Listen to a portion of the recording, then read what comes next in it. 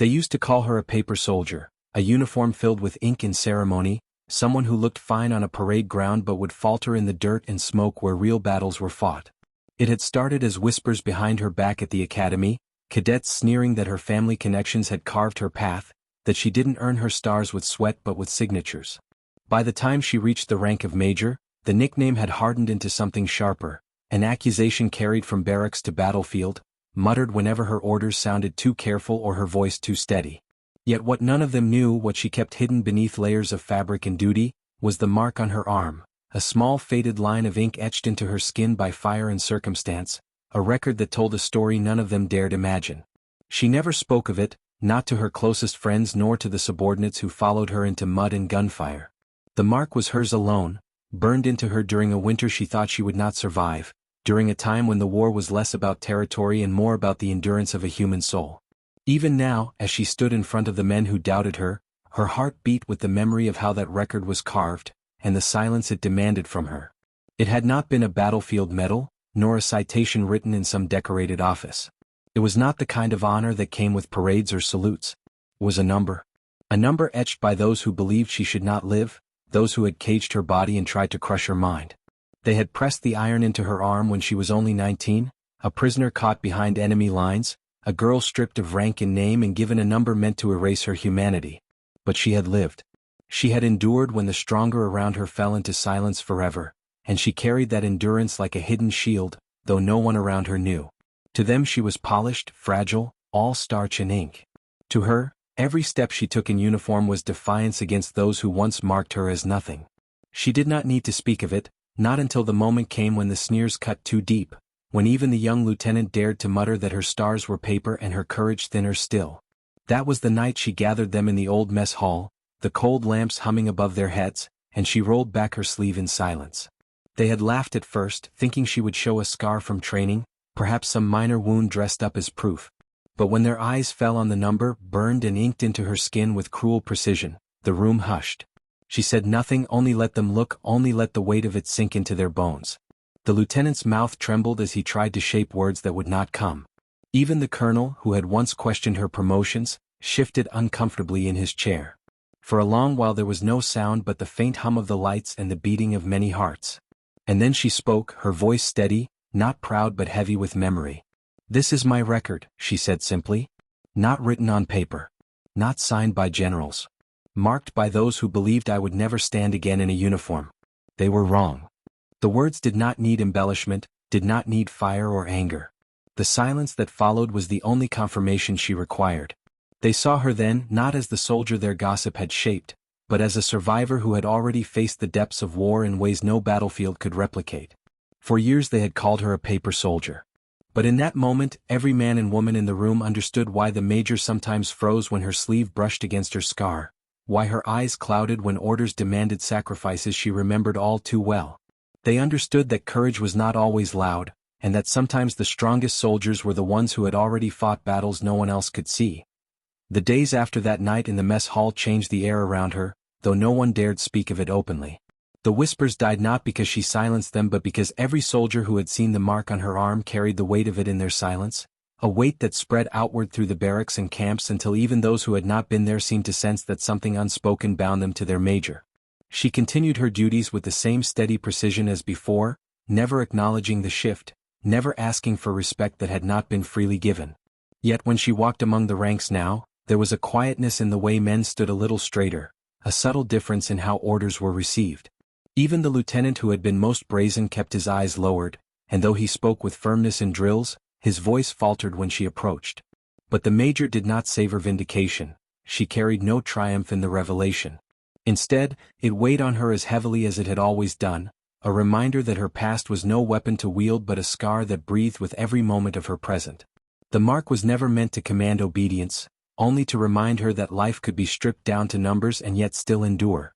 She thought often of those who had shared her captivity, the ones who had not lived to walk free, the ones whose marks had been silenced forever. They were with her when she stepped into the mud of new battlefields, when the roar of artillery echoed across valleys and the smoke curled into her lungs. She did not freeze because of fear, she froze because she remembered the ones who could not stand, the ones who did not get to breathe the air of freedom again. And yet she fought, not for glory but for them, Each command she gave a promise that their silence was not in vain. Her soldiers began to notice something in the way she led them.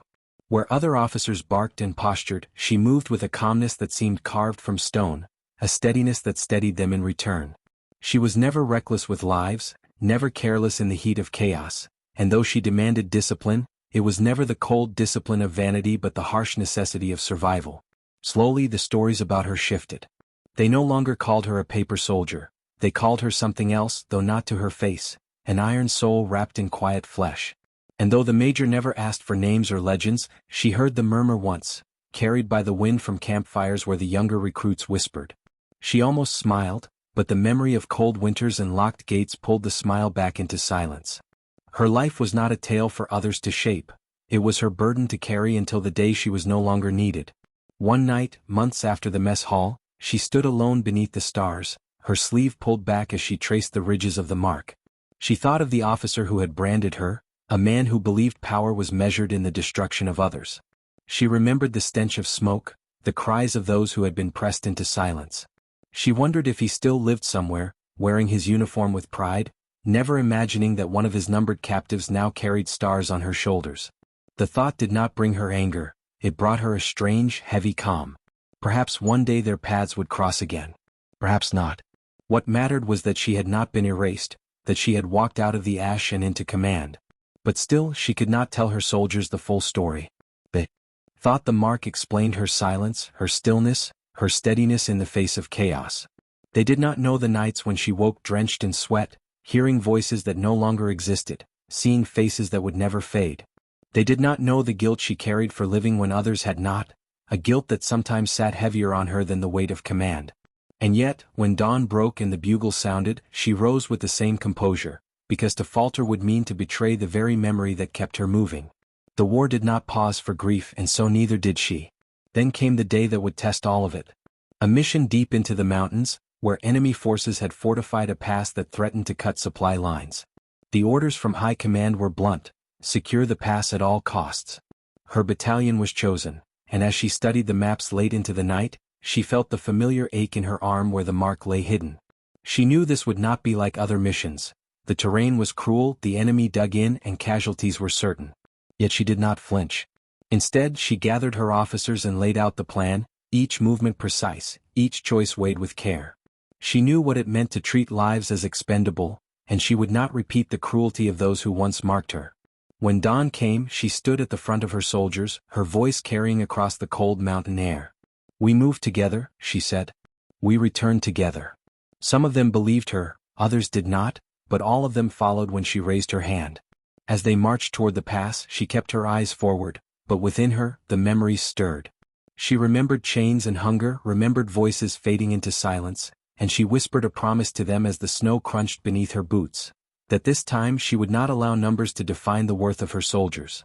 And so the march continued, the major walking at the head of her battalion, the scar on her arm burning like a brand of fire in the cold, reminding her of everything she had endured, everything she was bound to protect.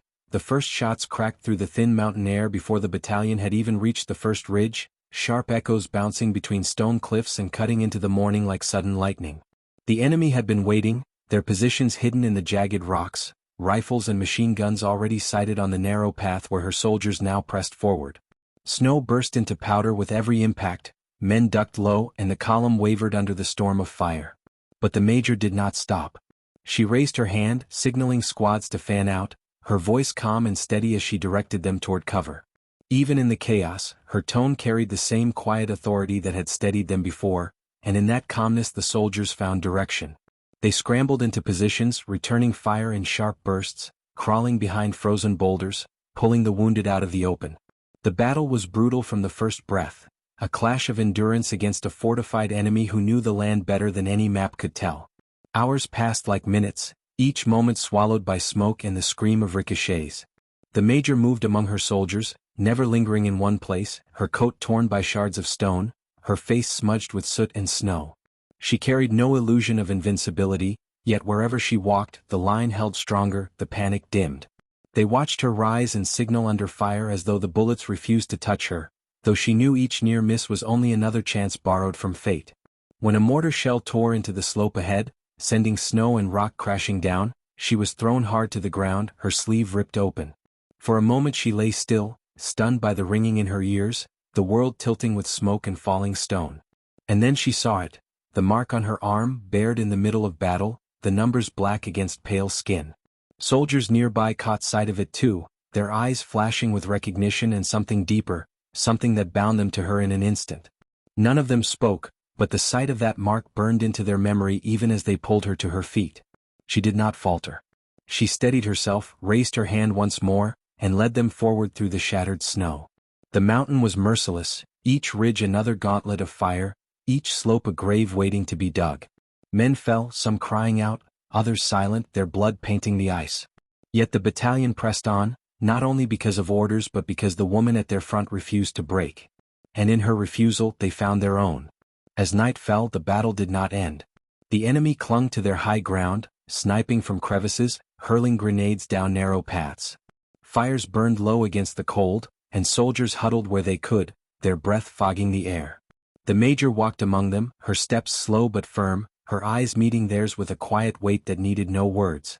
She knelt beside the wounded, pressing bandages with her own hands, whispering steady promises that they would see dawn. When a young private, no older than she had been when she first wore the uniform, trembled and said he could not go on, she lifted her sleeve and showed him the mark.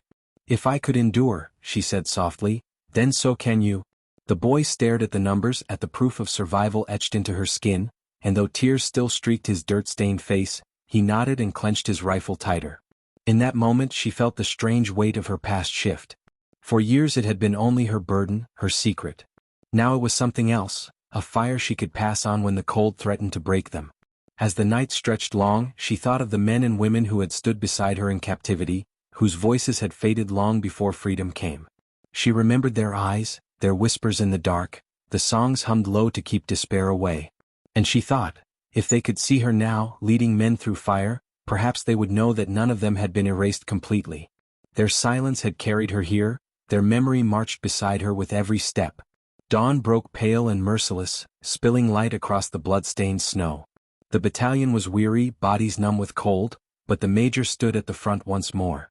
The final ridge loomed above them, the enemy still holding firm, their banners fluttering in the icy wind.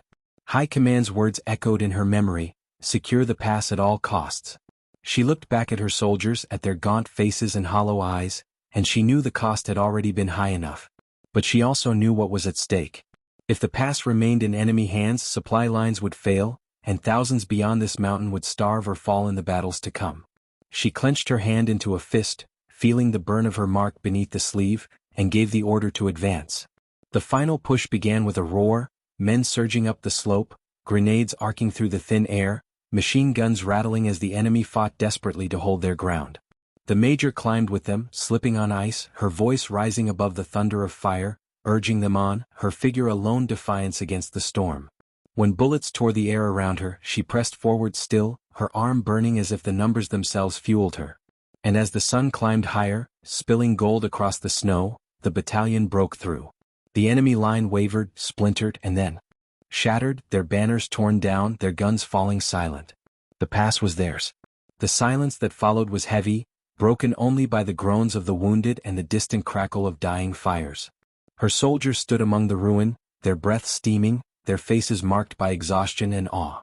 They looked at her not as a paper soldier, not as a figure polished by ceremony, but as the woman who had carried them through the mountain, who bore on her skin the record of survival and on her shoulders the weight of command. She did not speak of victory, did not shout triumph. She only lowered herself to the snow, pressing a hand to the cold earth, whispering a name only she remembered. Then she stood again, her face steady, and gave the only order that mattered: "Tend the wounded. We march when they can stand." And with those words she turned her gaze back toward the horizon, where the war waited still, her mark hidden once more beneath her sleeve, but its fire burning in every soldier who had seen it. The march from the mountains was slow, every step dragging through exhaustion and the weight of loss. The wounded leaned on their comrades, sleds were carved from broken crates to carry those who could not walk, and the silence of the column stretched heavy against the sound of crunching snow. The major walked at the front, her coat torn, her face lined with soot and shadow, but her stride steady, as if she could not allow herself to stumble even once. Every soldier behind her followed that stride, clinging to the rhythm of her steps like a lifeline. They had taken the pass, but at a price that none of them would soon forget.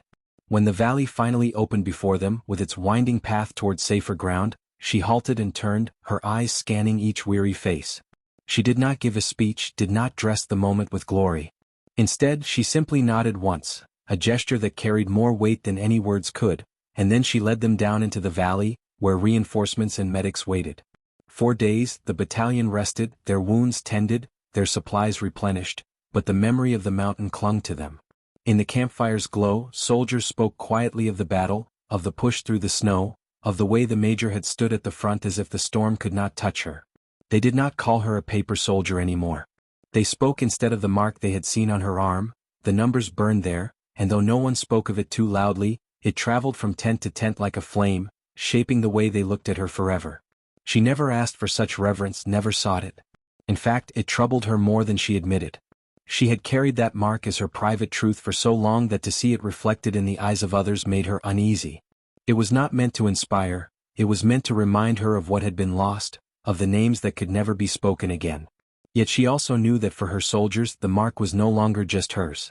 It had become a symbol, a proof that survival was possible even in the darkest cruelty. And perhaps that was enough. In the weeks that followed, orders came again, for the war did not wait for wounds to heal. The battalion was sent south to defend a stretch of villages that lay in the path of enemy advance. It was different from the mountain, the land softer, the air damp with spring, the hills dotted with homes that had already felt the sting of war. When the major arrived, she saw families gathering what little they had, children clutching the hems of mothers' coats, elders staring with hollow eyes at the uniforms that had come too late for some. She walked through the village streets, her sleeve tugged low over her arm, her gaze fixed ahead, but inside she felt the familiar ache rising, the guilt of never being enough, of always arriving when something had already been lost. That night, as the battalion dug trenches and set up defenses, she sat alone near a ruined well, her mind pulled back to the winter of her captivity. She remembered the faces of the children in that camp, gaunt and silent, their numbers branded with the same cruel hand that had marked her. Most of them had not lived. She pressed her fingers against her sleeve, feeling the faint ridges beneath, and whispered an unspoken vow. This village would not fall, not while she had breath to command. The days blurred into nights as the enemy pressed closer, their presence felt in the smoke of distant fires, in the crack of rifles echoing across the hills. The villagers clung to the soldiers, offering bread from empty cupboards, water from wells that barely held. The major accepted each offering with a nod, though her eyes betrayed nothing. She gave her soldiers no illusions. "They will come hard," she said. "They will test every line we hold. But we do not give them this ground." And when the attack came, it came like a storm.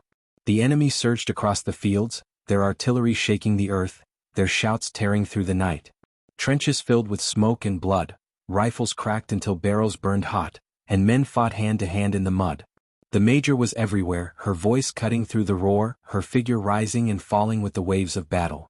She pulled a wounded sergeant from the dirt with her own hands, pressed rifles into the arms of trembling boys, rallied squads with words that sounded like iron. And always, beneath her sleeve, the mark burned against her skin, as if reminding her that numbers had once defined her life, and that now she would not let numbers define the worth of those she led. The battle raged for 3 days, each sunrise bringing fresh fire, each nightfall cloaking the dead. By the 4th morning, the village still stood, battered but unbroken, its people sheltered behind the lines her soldiers had bled to hold. The enemy withdrew, leaving smoke on the horizon, and silence settled heavy across the fields. When it was over, the villagers emerged, their faces streaked with ash and tears, and they gathered around the soldiers, pressing hands to theirs, whispering words of thanks that needed no translation. The major stood apart, her gaze distant, the weight of both victory and loss pressing down. A small child broke from the crowd, stumbling toward her with a scrap of cloth in her hands. The girl pressed it into the major's palm, a strip of ribbon, once bright but now dulled by smoke. The major looked down at it, then at the child's wide eyes, and for the first time in many years she felt her throat tighten with something she could not contain. She knelt, brushing her hand gently against the child's cheek and whispered, "Keep your hope. It matters more than uniforms." The child nodded, though she did not understand, and ran back to her mother. That night, as the battalion rebuilt its lines and the villagers lit candles for the lost, the major sat alone in her tent, staring at the ribbon in her hand. She thought again of the numbers on her arm, of the camp where hope had been stolen, and she realized that perhaps this was the meaning of survival, not simply to live, but to protect what hope remained for those who could not protect themselves. She tied the ribbon around her wrist, covering the mark but binding it with something brighter, and in that moment she knew that her past, her scars, and her silence had all led here, to this place where survival meant more than just enduring.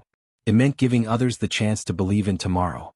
The war did not end with the defense of the village, though for a brief moment it felt as if the battalion had carved out a pocket of peace in a world that knew little of it. Reinforcements arrived, engineers repaired what could be salvaged, and supply wagons creaked down the battered roads bringing bread and ammunition.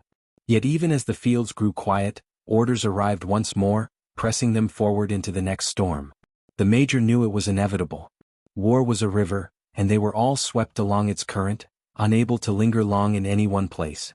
She gathered her soldiers, gave them time to breathe, then led them onward, each step heavier than the last.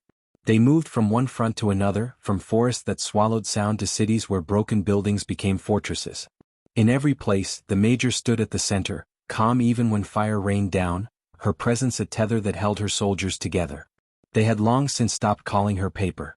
Now they spoke of her with a reverence that bordered on myth, though she never encouraged it. She reminded them only of their duty, never of herself. But in quiet moments, when night fell and she sat with her back against the cold earth, she felt the burn of the mark on her arm and the weight of what they believed her to be. She had become more than a soldier in their eyes, she had become a symbol, and that frightened her more than any bullet. Symbols were fragile things. They could be broken, and if she faltered, the faith of her soldiers would falter with her. The burden pressed on her until sleep became rare, her eyes shadowed by the memories that stalked her still. She told herself that endurance was enough, that survival was all she had to give, but sometimes in the silence of the night she wondered how much longer she could carry it without breaking. The war raged on into a brutal summer, the heat suffocating beneath heavy coats, the air thick with smoke and dust. In one ruined city, where the enemy had dug tunnels beneath the rubble, her battalion was ordered to flush them out. The fighting was close and vicious, knives flashing in narrow corridors, grenades tossed into rooms where walls had already crumbled. She fought beside her soldiers, her voice hoarse from shouting, her body pressed against the same broken stone that shielded them. When an explosion tore through the street, collapsing part of a building, she found herself trapped beneath the rubble, her arm pinned, her sleeve ripped open. Dust choked her lungs as she clawed at the stones, but before she could free herself, hands dug through the debris. It was her soldiers, their eyes wide with panic, their strength desperate as they pulled her out. They saw the mark again, the numbers black against her skin, and one of them, a boy who had only recently joined, whispered in awe, "She survived more than this once. She will survive again." His words carried like fire, and the others repeated them, their fear steadied by the sight of her scar. They lifted her to her feet, brushed the blood from her brow, and she stood once more, though her body screamed with pain. She raised her hand, signaling forward, and they obeyed without hesitation. They cleared the tunnels, broke the enemy's hold, and secured the city. But when night fell and the fires burned low, the major sat alone, her arm throbbing, her heart heavy. She realized that her soldiers now clung to her mark as much as to her orders. To them, the numbers on her skin were proof that she could not be broken, that no force could erase her. And though she wished to tell them she was only human, that she felt fear and weakness as much as any of them, she could not bring herself to strip them of that faith. So she carried it silently, letting their belief in her become another burden to bear. In the days that followed, she found herself reflecting on what it meant to be called a survivor. Survival was not victory, it was endurance, a stubborn refusal to vanish. She thought of the faces she had left behind in that camp so many years ago, of the ones who had not endured, and she wondered if survival was enough to honor them. The war gave her no answers, only more battles, more nights where the sky glowed red with fire. And yet, through each battle her soldiers grew fiercer, their bond with her unbreakable. They no longer whispered doubts, they moved with the certainty that as long as the major walked among them, they could not be erased. It was both a gift and a curse, for she could feel the weight of their hope pressing on her shoulders with every step. One evening, after a particularly bloody skirmish in the ruins of a factory, she found herself sitting by a broken wall, the ribbon the child had given her still tied around her wrist. A captain from her battalion approached, a man hardened by years of war, and sat beside her in silence. For a long while they said nothing, listening only to the distant echoes of battle. Then he spoke, his voice low. "They say you carry something on your arm," he said. "They say it's why you never falter." She did not answer at first, her gaze fixed on the dark horizon. Then she pulled back her sleeve, showing him the mark. He looked at it quietly, his expression unreadable, then nodded. "I thought it was just talk," he said. "But seeing it, it explains a lot." She expected questions but none came. Instead he simply said, "It gives them hope. And sometimes, Major, hope is the only weapon we have." His words struck her deeper than he knew. She realized then that her mark had become more than her memory, more than her burden. It had become part of the battalion's strength, a symbol that carried them when their bodies could not. And though she still felt the pain of it, the guilt of living when others had not, she began to see that perhaps survival did hold meaning beyond herself. Perhaps it was not about her endurance alone, but about giving others the courage to endure as well. That night she lay awake beneath the stars, her hand resting on the ribbon tied around her wrist, the mark beneath it burning faintly as if alive. She closed her eyes and whispered a promise to those she had lost long ago, that she would carry their memory not as a chain but as a torch, one that lit the path for those who still followed. And as the war ground on, she rose each morning with that promise steady in her chest, ready to walk once more into the fire, her mark hidden yet never forgotten, a record not of numbers but of the will to survive. The weeks that followed turned into a blur of relentless duty, sleepless nights, and moments that tested every fiber of Sarah's endurance. The whispers in the barracks had quieted somewhat, not because people had suddenly grown kinder, but because the sight of her in action silenced the loudest tongues. Still, beneath the surface, she knew that doubts lingered, and they would likely never vanish completely. She accepted that now, not with bitterness but with a quiet strength. Every day she carried that silent burden, and though it weighed on her, it also became her steel, the inner weapon that no one could strip away. The mark on her arm had started to fade into a faint scar, but the memory of how it had been etched into her remained as sharp as ever, and sometimes in the dead of night she would trace her fingers over it, remembering the moment that had first made the Major falter and finally see her. That scar had become her constant reminder that the battlefield was not only one with rifles and fire but also with courage invisible to the eye. She often found herself standing in the cold dawn hours watching the horizon shift from black to gray to pale gold, her chest rising with steady breaths, promising herself silently that she would never allow fear or shame to dictate her worth again. One dawn was different though, because word arrived of a mission unlike any other. Her unit was tasked with holding a critical supply route against an overwhelming enemy offensive. It wasn't just about defense. If they failed, hundreds of civilians in the nearest villages would be cut off, left to starve or fall into enemy hands. The pressure bore down on everyone, but Sarah didn't shrink from it. The night before the march out, the men sat sharpening their blades, checking their rifles, whispering half-hearted jokes to keep the fear at bay. Sarah sat quietly among them, her focus unwavering, her hands steady as she checked each piece of her gear with meticulous care. When one soldier muttered that the mission was suicidal, Sarah raised her eyes and said in a calm voice that carried across the firelight, "We don't march to die. We march so others can live." The silence that followed her words was not filled with derision or doubt. It was filled with a sobering weight that reminded them all of why they were there. That night, for the first time, she felt no mocking eyes on her. She slept lightly, her hand resting on her weapon, her dreams fragmented but carrying one thread of resolve. She would stand her ground no matter the cost. The battle erupted at dawn as the enemy stormed the route with unrelenting ferocity. The ground shook with mortar fire, smoke filled the air, and screams echoed in every direction. Sarah was at the front, not because she sought glory, but because she knew hesitation would fracture the fragile line they were holding. She shouted orders, her voice cutting through the chaos, her rifle blazing, her movements precise and deliberate. When a young soldier beside her froze in terror as enemy troops charged, Sarah slammed a hand on his shoulder, yanking him back to reality, her eyes locking with his. "Breathe. Fire." Her command snapped him from paralysis, and together they cut down the advancing wave. Blood and mud mixed beneath their boots, the acrid smell of gunpowder burned their lungs, yet Sarah did not falter. She carried on even when shrapnel tore across her side, staining her uniform with crimson. The pain was sharp, but she gritted her teeth, refusing to let it drag her down. Around her, the soldiers who had once mocked her began to follow her movements instinctively, finding strength in her defiance, as though her very presence anchored the crumbling line. Hours bled together as wave after wave battered them, until their ammunition ran dangerously low. At one point, Sarah stumbled, falling to one knee, blood dripping freely from her wound.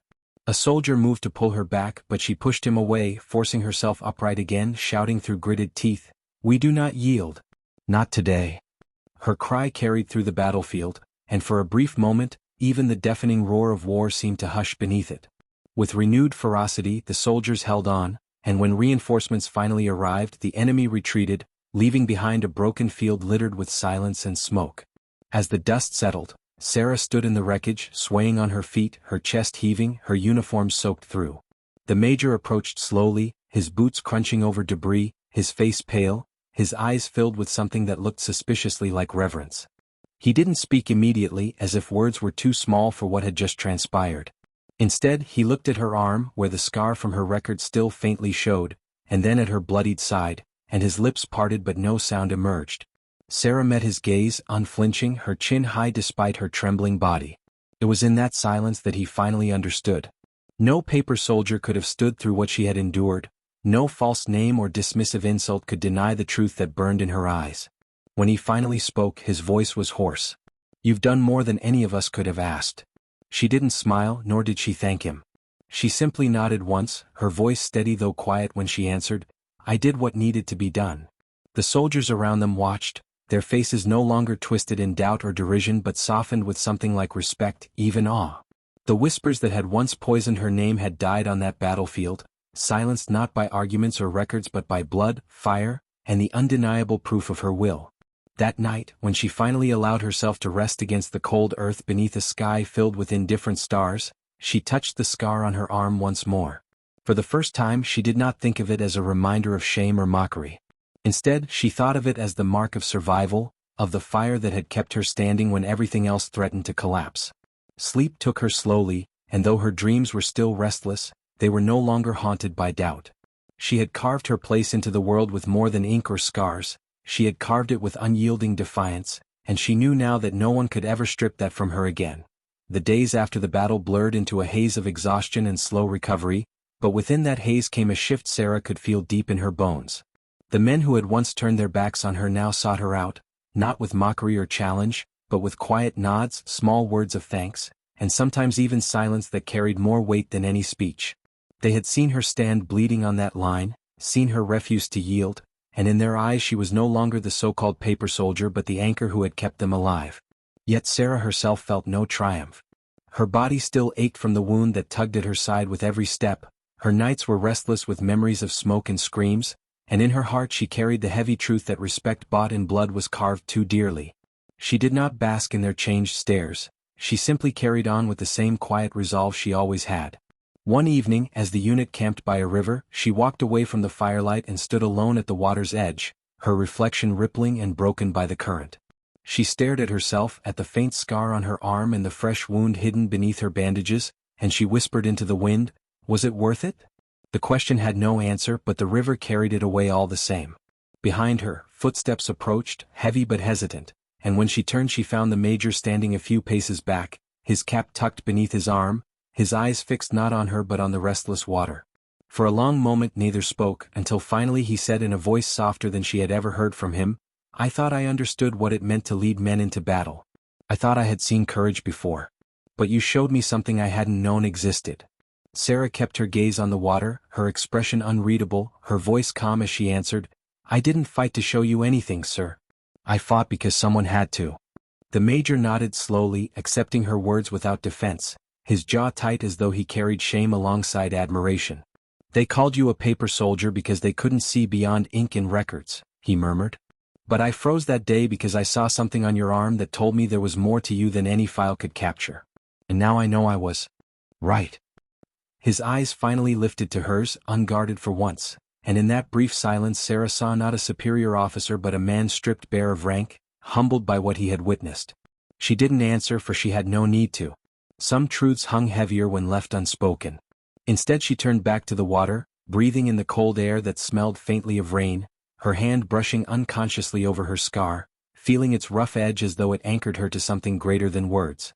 The days rolled on, and with them came new orders, new movements, and new whispers carried on the wind of war. The enemy was not broken, only delayed, and another clash loomed ahead.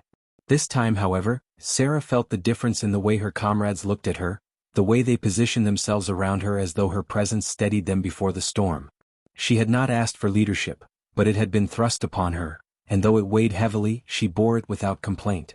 On the eve of the next battle, the soldiers gathered in the dim light of a single lantern, speaking in hushed voices, some praying, some sharpening their blades in ritual motions. Sarah sat among them, silent as always, but when one younger soldier leaned toward her and whispered, "How do you stay so steady when everything feels like it's falling apart?" She paused, then answered in a low voice that carried across the circle, "You don't wait for fear to leave. You move forward with it. That's the only way." The men fell quiet, her words sinking into the marrow of the moment, and when the lantern flickered and dimmed, it was her voice they remembered as they tried to sleep. The battle came with the dawn once more, a storm of gunfire and thunder that shook the earth, and though exhaustion still gripped Sarah's body, she stood in the front line again, her weapon steady, her eyes unblinking. She thought not of glory or recognition but of the faces around her, of the lives tied to hers by the fragile thread of survival. She thought of the civilians waiting far beyond the horizon, depending on them to stand their ground. She thought of the scar on her arm, no longer a mark of scorn but a bond between who she had been and who she had become. And when the first enemy wave struck, she did not flinch. She moved forward with the fear, just as she had told them, and in doing so she became not just a soldier but a symbol. The fighting stretched on for hours, bodies pressing against one another in desperate clashes, mud and blood soaking the ground until it was hard to tell where one life ended and another began. Sarah's strength began to fade, her limbs heavy, her lungs burning, yet she pushed on with a fire that would not die. Around her, the men fought harder because she did, because she refused to surrender, because her defiance gave them something beyond orders and duty, it gave them hope. And in that brutal crucible of smoke and steel, she realized that the name they had once mocked her with had died forever. Paper could burn, paper could tear, but she was no paper soldier. She was iron forged in fire, scarred but unbroken, and every breath she drew was proof that she would not be erased. When the battle ended at last, the field was silent but for the groans of the wounded and the soft crackle of fires still smoldering in the distance. The sky hung heavy with smoke, turning the dawn into a dim gray haze, and the ground was littered with the aftermath of chaos. Sarah stood among it all, her chest heaving, her hands trembling though her grip on her rifle remained firm. She could feel every ache in her body, every bruise and cut, yet she remained upright, refusing to let exhaustion take her until she was certain her men were safe. Around her, soldiers moved slowly, some collapsing from sheer fatigue, others tending to the wounded with what strength they had left. The line had held again, though the cost was written in every face, in every limp body laid upon the earth. Sarah walked through them, her steps unsteady yet resolute, stopping to kneel beside the younger soldier she had once guided in the midst of panic. His uniform was torn, his arm wrapped hastily in blood-soaked cloth, but he was alive, and when he saw her, his lips curved into a weak smile. "You were right," he whispered hoarsely. "Fear never leaves. But you carried it and so we did too."